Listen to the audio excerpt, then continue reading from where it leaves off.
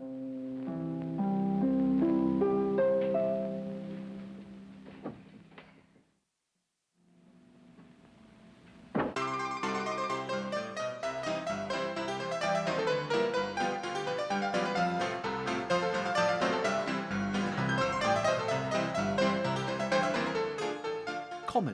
is a rare and skilled art form that truly does enrich the human condition, and laughter is a precious gift to be treasured by one and all. Through the ages, those blessed with comic skills are always remembered fondly, and perhaps none more so than Laurel and Hardy.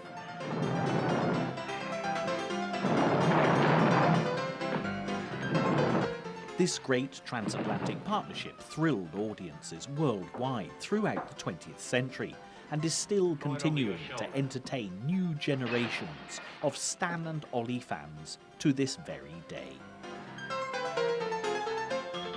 On screen, the jolly, round, tie-twiddling persona of Oliver Hardy and the bemused, head-scratching, wiry Stan Laurel have a childlike innocence that never dates.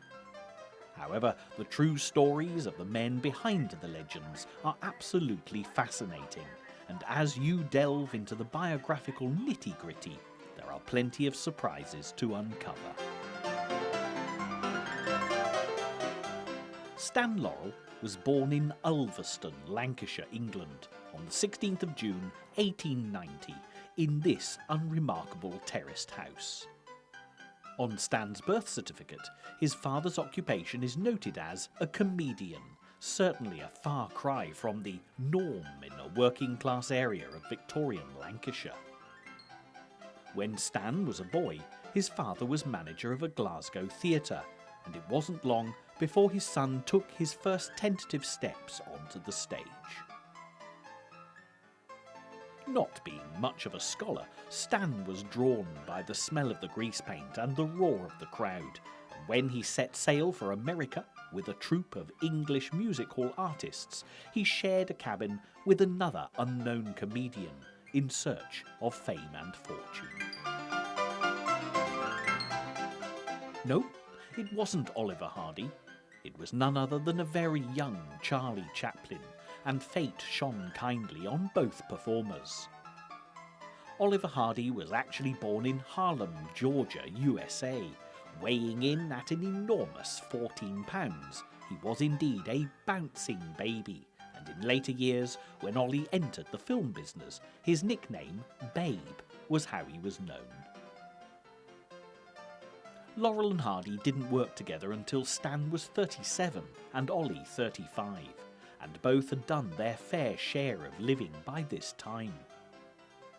It's not unusual for movie stars to have complex love lives, but Laurel and Hardy don't instantly spring to mind as belonging to the ranks of legendary Lotharios, but there's more to these two than might at first meet the eye.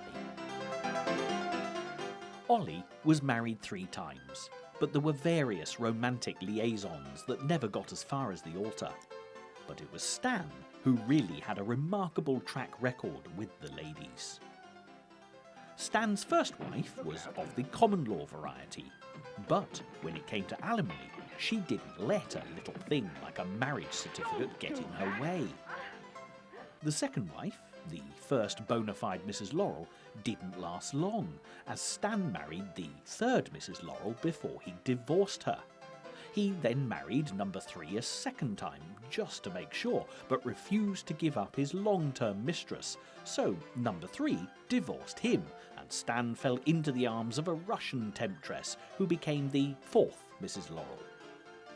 However, something was evidently lost in the translation, because this came to a sorry end, and after the divorce, Stan remarried number 3. Now, technically, she was number 2, but as he'd married her in 2 ceremonies first time round, was she marrying him for the 3rd time to distinguish herself as the 2nd official and 5th Mrs. Laurel? No wonder Stan always looked so bemused in his movies. He was probably trying to remember who he was married to. Not that the saga finished here, of course, where the second, third or fifth wife mattered very little, as this marriage ended in yet another divorce. Fortunately, Stan did eventually find happiness, and the last Mrs. Laurel stayed with him for the rest of his life, which is exactly what happened to Ollie, because it truly was third time lucky in the matrimonial stakes for him. For those who want to enjoy Laurel and Hardy's movies, there are collector's editions available, and to watch their timeless comedy antics will always raise a smile. The idea of a Laurel and Hardy museum might seem a little incongruous for these undisputed kings of comedy, but think again, because laughter is the key ingredient in these museums, whichever side of the Atlantic you happen to be. Stan's birthplace, Ulverstone, has a wonderful Laurel and Hardy museum, as does Harlem, Georgia, where Ollie was born, and both locations are worthy of further investigation. When Bill Cubbin, a lifelong Laurel and Hardy fan, became mayor of Ulverstone in the 1970s, he had a plaque commemorating Stan Laurel's birthplace erected outside the Argyle Street house. With a growing collection of Laurel and Hardy memorabilia, Bill Cubbin's passion for his two comedy heroes grew and grew, until eventually the Laurel and Hardy Museum came into being. Sadly, Bill Cubbin has now passed away, but his wonderful legacy continues in the capable hands of his daughter Marion, who is the best person to tell us about the museum.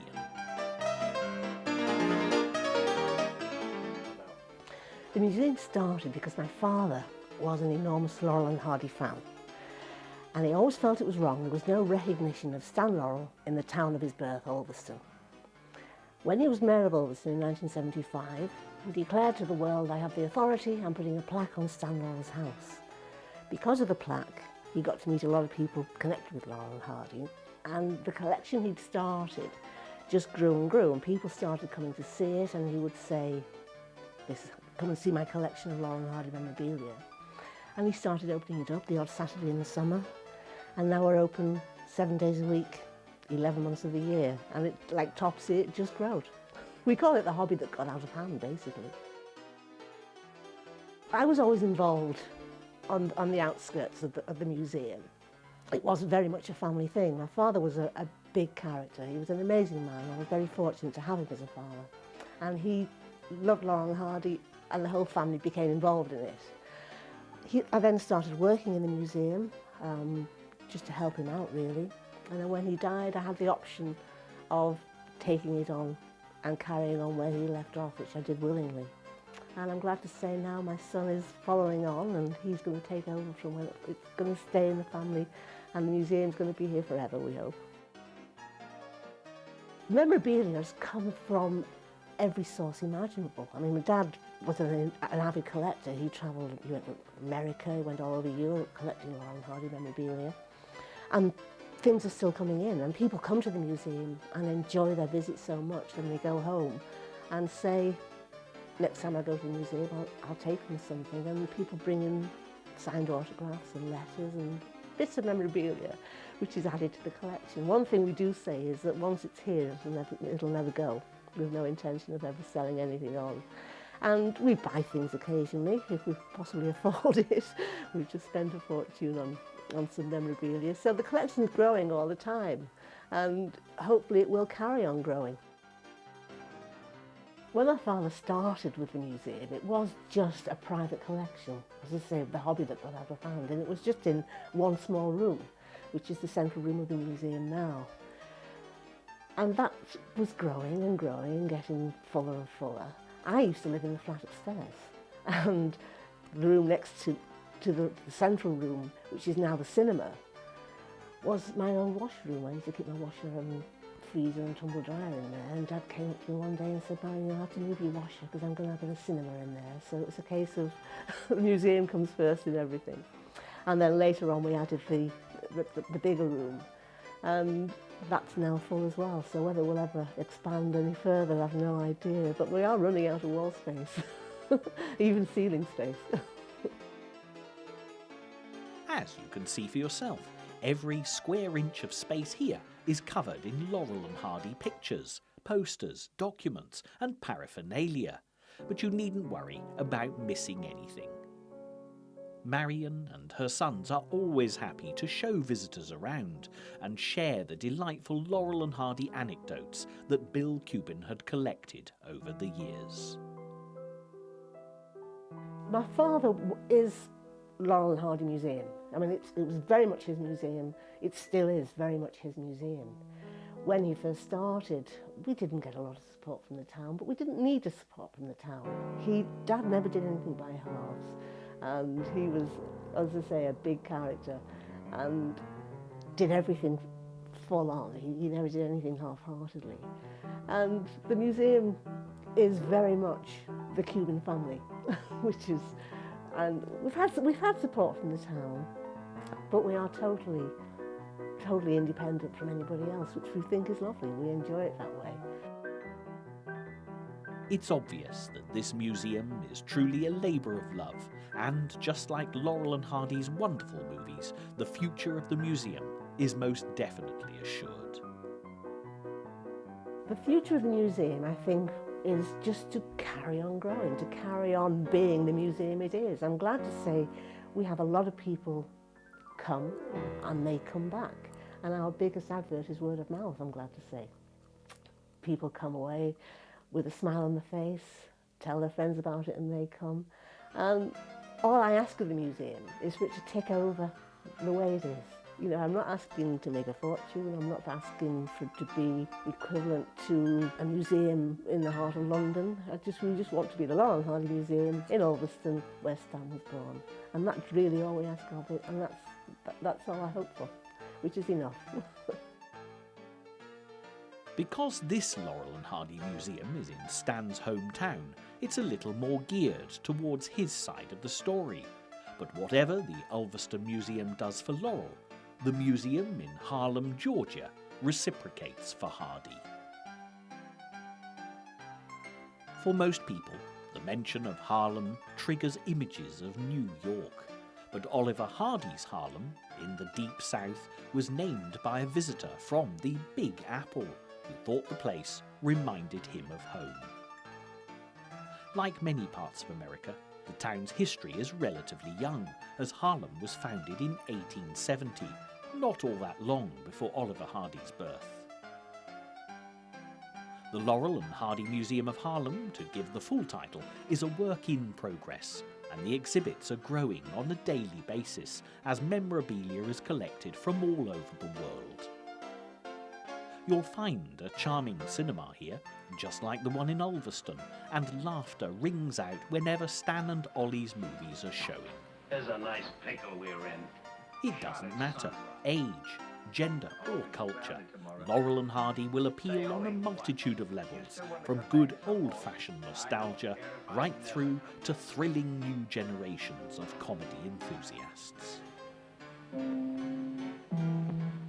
For those who want to pay homage to Laurel and Hardy by visiting their graves, a trip to Hollywood is the order of the day. Oliver Hardy died in 1957, and his ashes were interred in the Garden of Hope, Valhalla Memorial Park, North Hollywood. Stan outlived Ollie, but missed his old friend terribly, and when he suffered a heart attack in 1965, he died soon afterwards. Stan's memorial can be found at Forest Lawn Cemetery, and there's a poignant plaque marking his final resting place. The simple words, which commemorate both Stan and Ollie, are the perfect epitaph for the best comedy double act that the world has ever known, and, for that matter, is ever likely to know. Stan Laurel and Oliver Hardy gave the precious gift of laughter to everyone who watched their films. And thanks to the enduring magic of celluloid, it's laughter that will never die.